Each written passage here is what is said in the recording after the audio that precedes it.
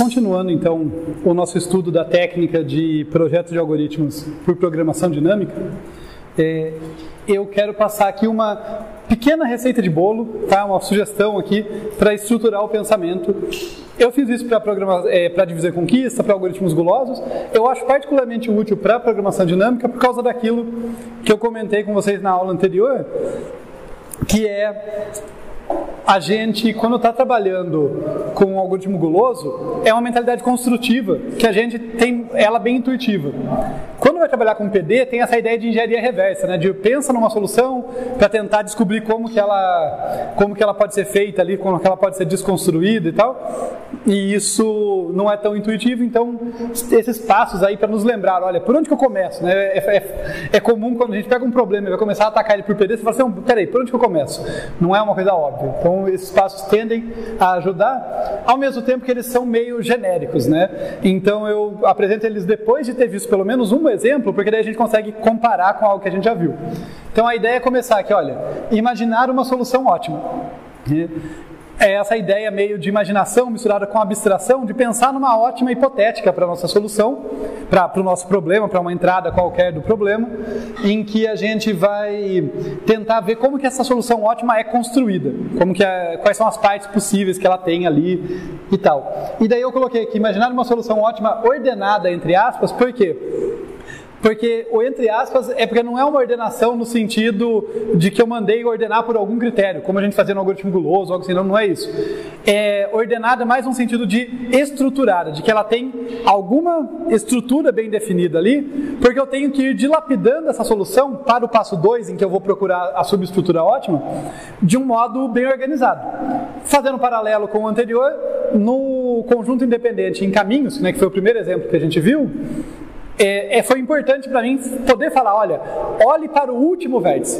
Porque imagina, tem que olhar para todos os vértices. Tem N vértices, tem 2 elevado a N subconjuntos, não ia resolver. Mas quando eu pego para aquela solução e eu falo, olha, eu não sei quem está nela.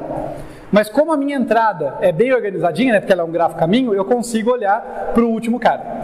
Né? É nesse sentido que é esse ordenado, né? Ele tem que ter alguma estrutura para eu poder falar, então esse cara, ou ele está ou ele não está. E daí, a partir disso, eu procuro a subestrutura ótima ali para mostrar aquela ideia bem de recursão, que é como que eu resolvo a instância grande do problema a partir da solução de instâncias menores. É isso que é procurar a subestrutura ótima. Tá? Só que aí, em particular, o objetivo é mostrar que a solução ótima para o problema original,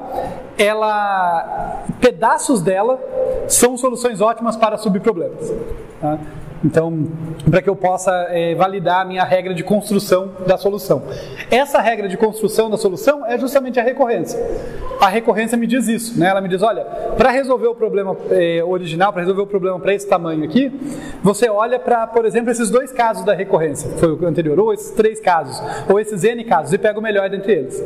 Tá? Então, a recorrência vai me dar essa receita de bolo, e eu costumo dizer que a recorrência que é central, a recorrência que manda, porque ela que me dá informação sobre como que a subestrutura ótima, né, ela sintetiza a informação da subestrutura ótima do problema, ou de uma subestrutura ótima, pode ter mais de uma subestrutura ótima, um mesmo problema.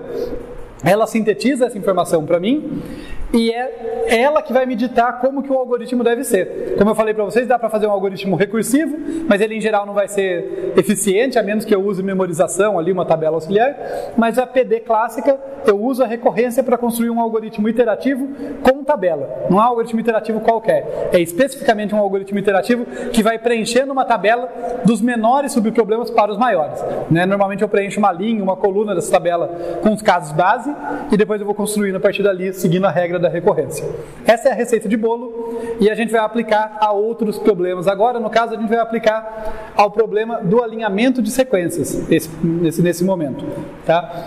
Esse é o problema do alinhamento de sequências ou da distância de edição. É um problema bem legal aqui. Uma das coisas que a gente faz nesse curso, como o foco são as técnicas de projeto de algoritmos, é trabalhar com problemas de domínios diversos. Eu, por exemplo, gosto muito de problemas em grafos, mas a gente já trabalhou com problema de geometria computacional, como encontrar par mais próximo. Né? E esse é um problema em strings, um outro domínio, um problema bem legal, que vai trabalhar ali com sequências de caracteres, comparando essas sequências e tentando descobrir ali qual que é o custo para transformar uma na outra. Tá? E isso é bem importante em variadas áreas. Eu já falo um pouquinho mais da motivação, aqui de 2 exemplos de motivação para esse problema, mas eu vou começar definindo a entrada dele, dar um exemplo e daí a gente vai para a motivação. Então, se eu chegar aqui, olha, na entrada, o que eu vou ter? Bem, eu vou ter 2 sequências, são as 2 sequências que eu quero alinhar, tá? E só fazer uma observação, tem aqui distância de edição, né? São 2 nomes possíveis, a gente vai olhar mais pelo ângulo do alinhamento de sequência, tá? Mas vocês fiquem atentos que vocês vão perceber que eu posso interpretar o alinhar sequências que eu vou fazer como eu verificando o custo que eu teria que pagar para modificar uma sequência para transformar ela em outra. Por isso que também é chamado distância de edição. Eu posso pensar de 2 formas ali. Não me cobrem isso, que no exemplo eu explico depois o que seria a interpretação pensando em distância de edição. Mas vamos lá, então a entrada são 2 sequências. Então imagine que eu tenho uma sequência X aqui, composta por X1, X2 até Xm. É uma sequência, a ordem importa, né? Então eu tenho tamanho M, eu tenho M caracteres aqui. E eu vou ter uma outra sequência Y, que é composta pelos caracteres Y1, Y2 até YN. Eles não têm necessariamente o mesmo tamanho, essas sequências não têm necessariamente o mesmo tamanho. X e Y aqui, o que essas sequências compartilham? O alfabeto, tá? Embora elas possam ter tamanhos diferentes e os caracteres que estão sendo usados em cada posição possam variar, ambos têm que ser do mesmo alfabeto, tá? Então eu tenho aqui que todos os caracteres pertencem a um alfabeto, né, sigma, que é o meu conjunto universo de elementos ali. Além disso, eu preciso ter alguns pesos, tá, que vai ser dado por uma funçãozinha alfa, tá? Então eu vou ter aqui a penalidade, as penalidades alfa de AB aqui, por exemplo, né, que é maior ou igual a 0 para A e B pertencentes a sigma. O que eu estou querendo dizer com isso? Aqui está meio genérico, né? O que eu estou dizendo é, para qualquer parzinho de caracteres que estão no meu alfabeto, tem que estar definido na minha entrada o quanto de penalidade que eu estou dando por essa função alfa que eu pago quando eu alinho A com B. Tá? Em geral, se eu alinho o caractere com ele próprio, alinhei A com A, B com B, C com C, alinhei o caractere com ele próprio, eu não pago nada, tá? É 0, porque é o próprio caractere ali, então a distância é 0. Né? Agora, se eu fiz um alinhamento, fiz um casamento ali no emparelhamento, em que eles eram diferentes, vai ter alguma penalidade computando aquilo, tá? Tudo bem? Vai ficar bem mais claro com o exemplo, mas só para ir definindo corretamente aqui. Acontece que no alinhamento de sequências eu tenho algumas operações que eu posso fazer. Eu posso alinhar caractere com caractere, mas eu também posso introduzir espaços. Tá? Introduzir espaço vai acabar fazendo com que um caractere de uma sequência seja alinhado com um espaço na outra. Então eu tenho que ter um custo para isso também. Quanto que me custa alinhar um caractere com outro? Isso aí vai ser um caractere com um espaço, perdão, vai ser o que eu chamo de alpha gap, tá? Um alpha gap aqui que tem um custo não negativo também, tá? Que é o que eu pago por casar algum caractere, algum símbolo com o espaço vazio. Tudo bem até aí? E daí o que eu quero? Né? Isso aqui eu estava falando da entrada do meu problema, mas a minha solução aqui eu estou procurando o valor mínimo. Até o nome distância de edição, né? Alinhamento de sequências ou distância de edição. Lembra, distância num grafo, por exemplo, é o custo do menor caminho de um vértice para outro. A distância da edição é o custo, o custo do menor número de operações que eu tenho que fazer, ou do alinhamento de menor custo, pensando no alinhamento, para conseguir transformar uma sequência na outra, tá? Para alinhar uma sequência com a outra. Então eu quero minimizar o custo do meu alinhamento. Deixa eu colocar aqui, né? Então a função objetivo é minimizar, não é um problema de maximização agora, é minimização, minimizar o custo do alinhamento. Eu não vou colocar mais notação matemática aqui, mas quando eu falo custo do alinhamento, o que eu estou falando é o custo aqui, é o alfa de AB ou o alfa gap para cada caractere que está alinhado ali, né? No alinhamento eu vou ter que ter todo o caractere de uma sequência alinhado com alguma coisa da outra, seja um espaço, seja um outro caractere. Eu somo todos eles, como eu já falei, quando for o mesmo caractere nas duas dá zero, mas, né, de qualquer forma estou somando todos eles, isso me dá o custo do alinhamento.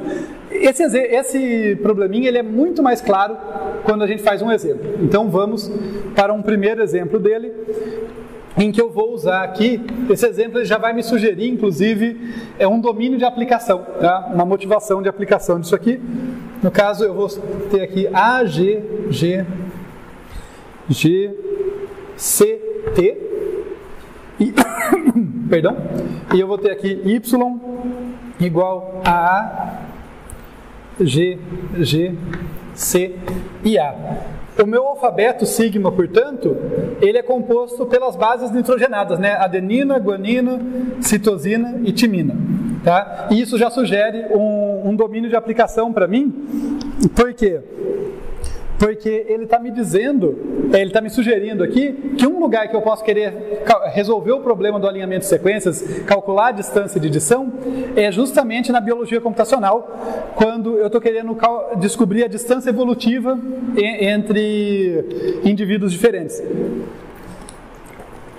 É importante destacar que esse não é o único problema desse tipo, é uma família, tá? Porque o que é permitido fazer na edição varia. No caso específico desse do alinhamento de sequências, tudo que eu posso fazer é casar caractere com caractere e introduzir espaço. Não posso fazer nada além disso. Tem outras versões que eu posso reverter um pedaço, por exemplo. Né? É tudo de acordo com o domínio da aplicação ali. Porque, por exemplo, no domínio da biologia computacional, pode fazer sentido, tipo, o DNA ele quebrar num ponto que quebrar aqui e se fundir dobrado. Então, reverter pode ser uma operação. Né? Diferente de fazer, não preciso editar todo mundo aqui dessa ordem. Não, às vezes é uma reversão que causou um monte de mudança. Mas nesse caso, a gente está no caso mais simples, eu não faço essa reversão. Tá? Então, quando vai calcular a distância genômica, depende do que você permite, que operação você permite ou não. Tá? Antes de seguir com o exemplo, deixa eu falar, já que eu falei do domínio da aplicação, acho que é algo que eu acho interessante, como esses problemas são abrangentes. Né? Quando a gente fala de um alinhamento de sequências aí, como esses problemas podem ser encontrados em áreas distintas. Né, que eu acabei de dar essa motivação da biologia computacional. Né? Olha, eu quero saber ali a distância evolutiva entre indivíduos e eu vou calcular quantas mutações tiveram que ocorrer ali, né, para transformar uma sequência na outra. Sabe onde isso também é útil? Um domínio bem diferente, mas a gente usa inclusive. Você está lá digitando um negócio, daí o seu corretor ortográfico diz essa palavra está errada e sugere. Né? Ou o Google faz uma busca e fala, você quis dizer? Né? Você é um imbecil, digitou errado, quis dizer isso? Analfabeto. Né? O Google é simpático com a gente, assim, né? A gente sabe o que ele está pensando da gente nessa hora. Mas o que é aquilo? Um jeito de fazer aquilo é justamente resolvendo esse tipo de problema. Ele pegou uma palavra, não identificou com o universo lá dela, mas viu que ela está muito próxima de uma outra. Ele calculou a distância de edição ali de outra palavra e falou, opa, acho que é essa. Né? Então você vê que esses problemas eles surgem em domínios diferentes ali, biologia computacional ou processamento de texto ali. Né? Tá legal, vamos voltar para cá agora. Então eu tenho esse sigma, eu tenho aqui que o meu m, né, no caso, deixa eu colocar aqui que fica mais no contexto, é igual 1, 2, 3, 4, 5, 6, né, o tamanho dessa sequência. O meu n é igual a 5. E eu vou propor um alinhamento aqui só para a gente ter um exemplo, tá? Não estou falando que é o melhor alinhamento, nada assim, é só um exemplo em que eu vou começar alinhando aqui, por exemplo, A com A, tá? Então no alinhamento no X, alinhado com Y aqui, nesse alinhamento que eu vou propor, eu vou colocar A com A. Daí eu vou decidir colocar esse G com um espaço, tá? Então eu vou introduzir um espaço aqui embaixo. Daí vai ser esse G com esse G, alinhado com esse G com esse G, esse C com esse C, e esse T com esse A. O que a gente percebe? Sempre que eu alinhei caracteres iguais, o custo é zero. Então o valor desse cara aqui, deixa eu pegar uma outra cor aqui para destacar, vai ser dado por isso aqui, né, que é um alpha gap, porque eu estou pagando o preço por associar G com o espaço vazio, e esse outro valor aqui, que eu vou somar aqui o alfa de TA. Né? Vejam que faz sentido o nome em alinhamento de sequência. A minha solução foi um alinhamento de sequência. Né? Mas também faz sentido distância de edição, porque eu posso interpretar isso aqui como sendo, olha, o que eu estou dizendo aqui é que para ir dessa sequência para essa, um cara foi removido. Né? Então eu posso, olha que curioso, eu não posso fazer remoção, eu só posso alinhar a cara com espaço, mas eu posso interpretar na distância de edição como sendo, olha, esse cara aqui foi removido, por isso que eu estou alinhando com espaço. Na transformação desse cara para esse, teve esse custo de perder um caractere. Né? Pode ser uma mutação gênica de um contexto, pode ser que eu bati o dedo e apaguei alguma coisa sem querer no contexto do texto. Né?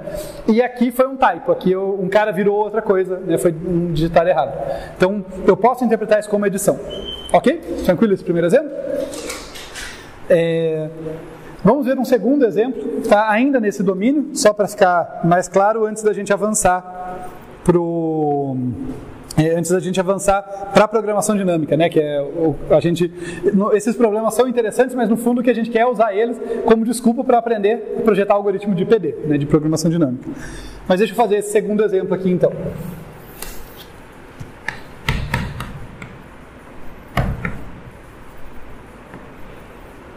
O exemplo 2 aqui, eu vou dizer que o meu x vai ser GGTCC e o meu y vai ser AGGCC. E daí o meu sigma é a mesma coisa, né? Eu não vou nem escrever, são as mesmas bases ali, mas no caso agora eu tenho uma sequência com 5 e outra com 5 caracteres também. Tá? E daí o meu alinhamento candidato aqui, que a gente vai analisar, não estou afirmando que é ótimo, nada assim, é só uma solução possível. O x alinhado com o y vai ficar ali.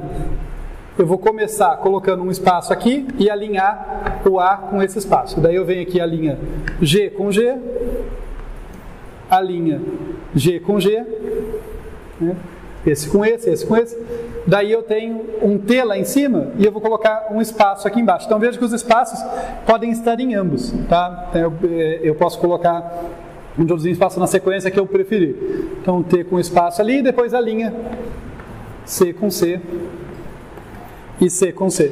E daí quando eu pego aqui para verificar o custo, eu tenho um alpha gap aqui e um alpha gap aqui, o resto tudo foi custo zero, né? Então o custo disso seria 2 alpha gap.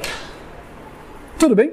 A ideia do problema ficou clara?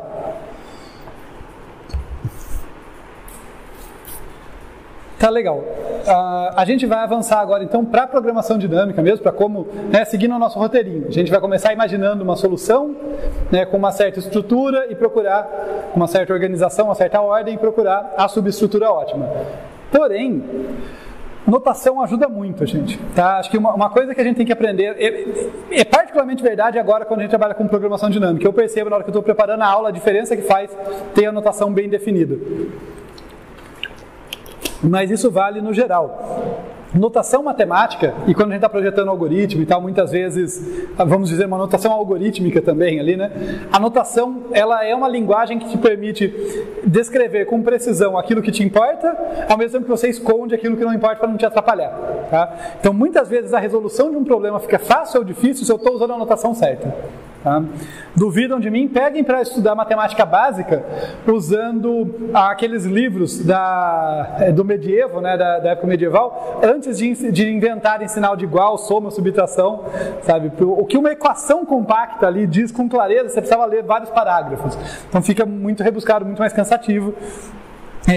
E é a mesma ideia aqui, a gente precisa de uma notação boa para descrever de modo sucinto e preciso os subproblemas, porque eu quero achar uma subestrutura ótima, né? Tá aqui. Eu quero achar a subestrutura ótima, então eu vou precisar descrever esses problemas. No caso, vamos olhar para a nossa solução para nos inspirarmos aqui, né? Para a nossa entrada, perdão. A entrada do meu problema tem duas sequências, tá? Tem duas sequências aqui, uma de tamanho M, outra de tamanho N. E isso aqui já vai me sugerir que o subproblema que eu vou olhar, o que vai ser relevante nele para indicar o tamanho dele, né, se ele é um tamanho, qual o tamanho desse problema, qual subproblema ele é, vai ser justamente os parâmetros M e N, tá, que vão me dizer o tamanho da sequência que eu estou trabalhando. Né? Então, a ideia é que eu vou usar essa notação aqui, deixa eu ver onde que eu escrevo. Posso escrever aqui? Né? Vou até colocar com outra cor. Eu posso escrever aqui, olha, I de MN. Né? O que é esse I de MN? Como que a gente vai interpretar isso aqui?